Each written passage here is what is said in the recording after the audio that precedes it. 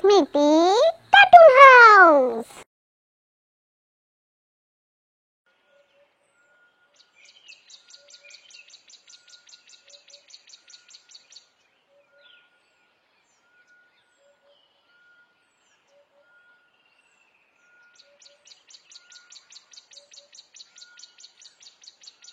বাড়িতে কেউ আছেন? একটু বাইরে আসুন। কি ব্যাপার? কে আপনি? কাকে চাই? বাচ্চা, বড় খিদে পেয়েছে, আমায় কিছু খেতে দেবে? হ্যাঁ হ্যাঁ, নিশ্চয়ই। আপনি বসুন ঠাকুমা, আমি এক্ষুনি নিয়ে আসছি। দাঁড়া, কোথায় যাচ্ছিসটা কোথায়? এই তো দাদা, দেখো না, বয়স্ক মানুষ একজন খুব খিদে পেয়েছে, কিছু খেতে চাইছেন। খিদে পেয়েছে তো আমরা কি করব? আমাদের এখানে কি খাবার বিলি করা হচ্ছে যে এখানে এসেছে? ছি ছি দাদা, তুমি এভাবে বলো না। উনি একজন বয়স্ক মানুষ, খিদে পেয়েছে বলেই তো এসেছেন। বয়স্ক টয়স্ক আমি জানি না, এভাবে এসেছে কেন বাড়িতে খাবার চাইতে? আমি এসব লোকে খাওয়াতে পারবো না। দাদা, কি হচ্ছে? বয়স্ক মানুষ একজন, কতটুকুই বা খাবেন? আমাদের বাড়িতে তো প্রতিদিন কত খাবার ফেলা যায়, একটু খাবার ওনাকে খাওয়ালে ক্ষতি কি? এই শোন, যেটা বুঝিস না তা নিয়ে কথা বলিস না। আজ একজনকে খাওয়াবো, কাল আরো 10 জন আসবে। আমার এখানে কি দান ছত্র খুলে রেখেছি নাকি যে সবাইকে বিনা পয়সায় খাওয়াতে লাগবো? বাচ্চারা, আমায় নিয়ে তোমরা এত ঝগড়া ঝাঁটি করো না, আমি চলে যাচ্ছি। না ঠাকুমা, কোথাও যাবেন না, দাঁড়ান এখানে। আপনি খেয়ে তবে যাবেন, আমি খাওয়াবো আপনাকে। কি? কি বলি তুই? আমার মুখের উপর এত বড় কথা! আমি খাওয়াবো না বলছি, আর তুই ওকে খাওয়াবি? তুই ভুলে যাচ্ছিস এখনো তোরা সব আমার পয়সাতেই খাচ্ছিস বসে। তুমিও ভুলে যাচ্ছ দাদা, ব্যবসাটা তোমার একার নয়, ব্যবসা আমিও দেখাশোনা করি। আমি আমার প্রাপ্য থেকেই ওনাকে খাওয়াবো। হ্যাঁ হ্যাঁ, জানি। ওই তো 2-4 ঘন্টা গিয়ে দোকানে একটু বসিস, এই তো তোর ব্যবসা দেখা। এতে যদি সব হয়ে যেত, তাহলে আমাকে এত খাটাখাটনি করতে হতো না। 2-4 ঘন্টা নয় দাদা, সারাটা দিন দোকানে আমি বসি, দোকানটা আমি একাই দেখাশোনা করি। এই কাজটা বাইরের কাউকে দিয়ে করাতে গেলেও তোমাকে টাকা দিয়ে লোক রাখতে হবে, তবে তুমি দোকান সামলাতে পারবে। কি বললি? ঠিক আছে, আমি ওই টাকা দিয়ে লোক রাখবো, তোকে আর দোকানে যেতে হবে না, ব্যবসা তোকে দেখতে হবে না।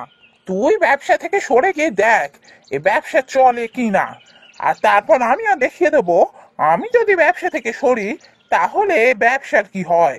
আমি না থাকলে তোর দ্বারা এইসব ব্যবসা ট্যাবসা কিচ্ছুই হতো না। কি বললে দাদা? তুমি এত বড় কথা বললে?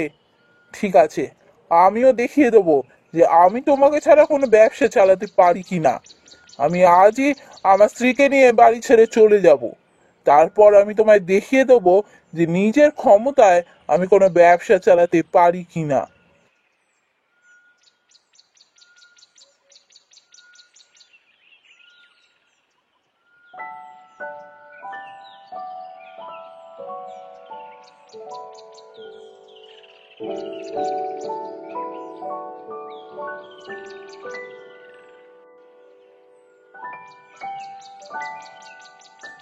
হ্যাঁ রে বাছা, আমার জন্য দাদার সাথে ঝগড়া করে বাড়ি ছেড়ে তো চলে এলি, এবার কি করবি?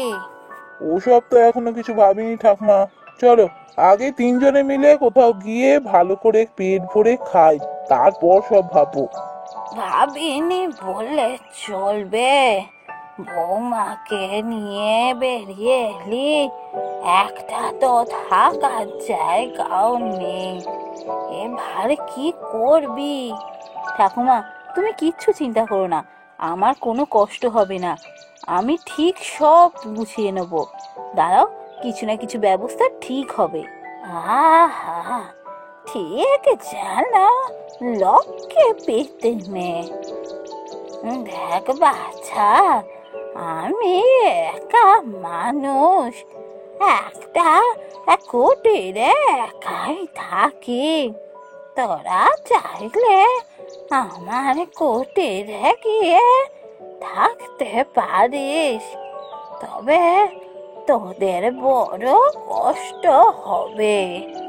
তুমি যে কি বলো ঠাম্মা, আমাদের এত বড় একটা চিন্তা তুমি দূর করে দিলে, আবার বলছো কষ্ট হবে? কষ্ট হওয়ার কি আছে? থাকার জায়গা ছিল না, থাকার জায়গা পেলাম আমরা, আমাদের কোনো কষ্ট হবে না। চলো, আজ থেকে আমরা 3 জন একসাথে থাকবো।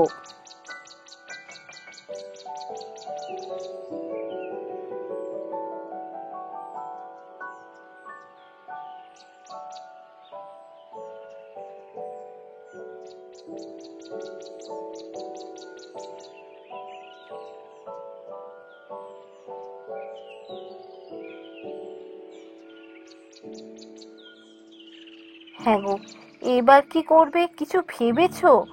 দাদাকে তো বলে এলে ব্যবসা করবে, কিন্তু কিসের ব্যবসা করবে কিছু ভেবেছো? না গো, কিছুই যেন মাথায় আসছে না। হাতে তো টাকা পয়সা কিছু নেই। এখন কি ব্যবসা শুরু করা যায় যাতে টাকা লাগবে না? আমি একটা কথা ভেবেছি। কি কথা ভেবেছো, তাড়াতাড়ি বলো। দেখো, তুমি তো জানো উল দিয়ে আমি বিভিন্ন রকম জিনিস তৈরি করতে পারি, শাল, সোয়েটার, অনেক কিছুই পারি। তা আমি ভাবছিলাম যদি এই সব জিনিস তৈরি করে বাজারে বিক্রি করা যায়। বাহ, বুদ্ধিটা কিন্তু দারুণ। এতে বেশি টাকাও লাগবে না, শুধু কিছু উল আর কাঁটা এনে দিতে হবে তোমায়, তাই তো? হ্যাঁ, আমি উলের জিনিস তৈরি করে দেবো, তুমি বাজারে গিয়ে সেটা বিক্রি করে আসবে। তারপর ধীরে ধীরে আমাদের টাকা হলে আমরা একটা দোকান করব। বাহ, খুব ভালো বুদ্ধি। আমি তোমাকে উল এনে দিচ্ছি, তুমি আজ থেকেই কাজ শুরু করে দাও।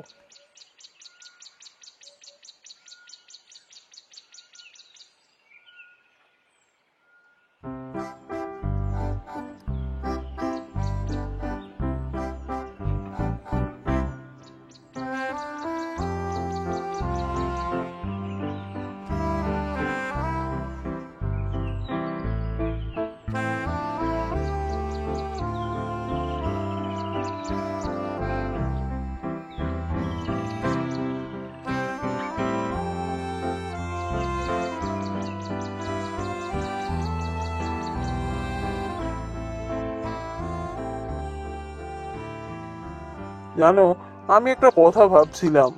কি কথা গো? দেখো, শীতকাল তো চলে যাচ্ছে, সোয়েটার কি আর বিক্রি হবে?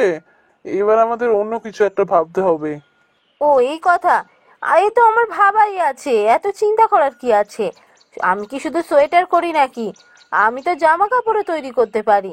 এবার আমি জামা কাপড় তৈরি করব, মেয়েদের সালোয়ার কামিজ, ছেলেদের শার্ট, এই সব তৈরি করব। তুমি গিয়ে সেগুলোই বিক্রি করবে। বাবা, তুমি তো দেখছি সব আগে থেকেই ভেবে রেখেছো। আমি একটা কথা ভেবেছি। কি কথা গো? ভাবছিলাম, ঠাকুমার বাড়ির সামনে এতটা জমি ফাঁকা পড়ে আছে, এখানে কটা আম গাছ লাগাবো, আমের চাষ করব। তারপর সেই আম বাজারে গিয়ে বিক্রি করব। এ তো দারুণ বুদ্ধি গো। তাহলে তাড়াতাড়ি আমের বীজ এনে বসিয়ে দাও। হ্যাঁ, আমের বীজটা আমি আজই আনবো। জানো তো, ভাবছি হাতে কিছু টাকা হয়েছে, এবার এই কুঁড়ে ঘর থেকে একটা পাকা বাড়ি করব। এই কথাটা আমিও ভাবছিলাম জানো। দেখো, আমাদের দোকান হয়েছে, এবার আমাদের এই কুঁড়ে ঘরের জায়গায় একটা পাকা বাড়ির দরকার।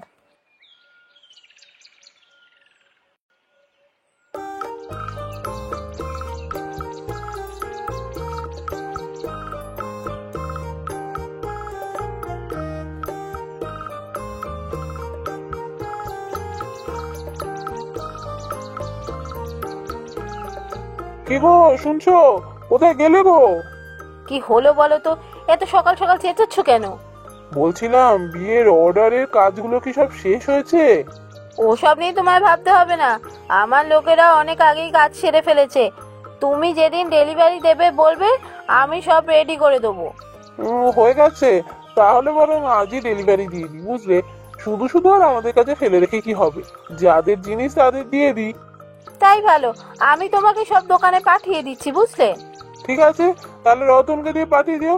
আমি এখন চললাম দোকানে।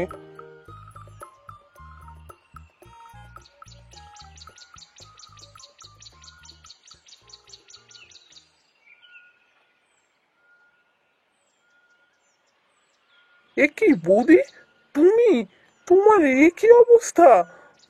এভাবে তুমি এখানে, কি হয়েছে? কোনো বিপদ টিপদ হয়নি তো?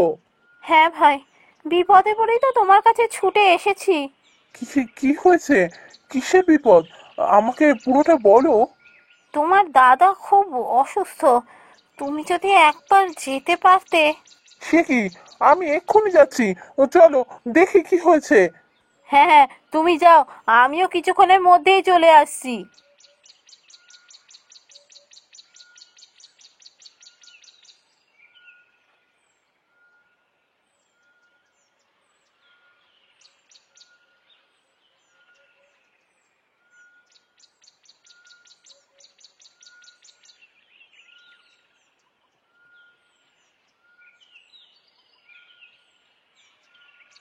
কি ব্যাপার দিদি, এই অবস্থা কি করে হলো তোমাদের?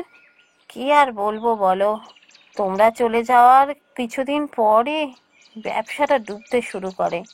ঠাকুরপো চলে যাওয়ার পর ঠাকুরপোর জায়গায় একটা ছেলেকে কাজে রেখেছিল তোমাদের দাদা, কিন্তু ছেলেটা খুব একটা সৎ ছিল না। কিছুদিনের মধ্যেই ব্যবসা ডুবতে শুরু করে। আমি অনেক করে বলেছিলাম তোমাদের দাদাকে যে এত জেদ ধরে থেকো না, যাও ভাইয়ের কাছে ফিরে যাও, কিন্তু কে কার কথা শোনে। জেদ ধরে বসে রইলো, বলল আমি নিজেই পারবো। শেষ পর্যন্ত ব্যবসা তো উঠলই, তার সাথে অসুস্থ হয়ে পড়লো। চিকিৎসা করাতে গিয়ে সব বেচে দিতে হলো।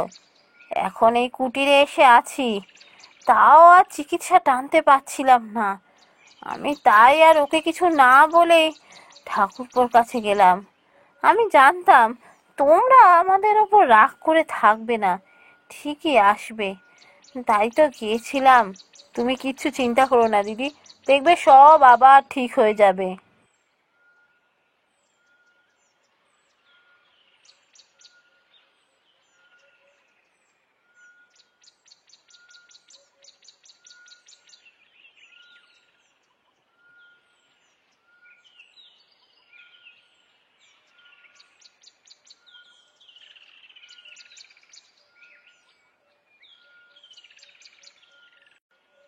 ভাই, তুই আমায় ক্ষমা করে দে।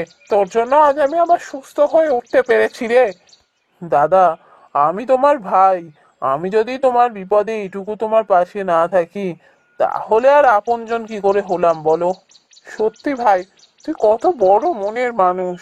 তোকে একদিন অপমান করে বাড়ি থেকে আমি তাড়িয়ে দিয়েছিলাম, তাও তোর মনে আমার প্রতি এতটুকু রাগ নেই। সত্যি, আমার জেদের জন্য বাবার কষ্ট করে দাঁড় করানো ব্যবসাটা বন্ধ হয়ে গেল। তোদের বৌদি অনেক করে আমায় বলেছিল তোর কাছে আসতে, কিন্তু আমি জেদ করেছিলাম, আসিনি তোর কাছে। তোর কাছে এলে হয়তো বাবার ব্যবসাটা বন্ধ করে দিতে হতো না। তুই জিতে গেলি ভাই। সত্যি, আমাকে ছাড়া তুই ব্যবসা দাঁড় করাতে পারিস, কিন্তু তোকে ছাড়া আমি ব্যবসা চালাতে পারবো না, এটা তুই প্রমাণ করে দিয়েছিস। ছাড়ো না দাদা, এসব পুরনো কথা মনে রেখে কি হবে বলো তো? চলো আবার নতুন করে শুরু করি।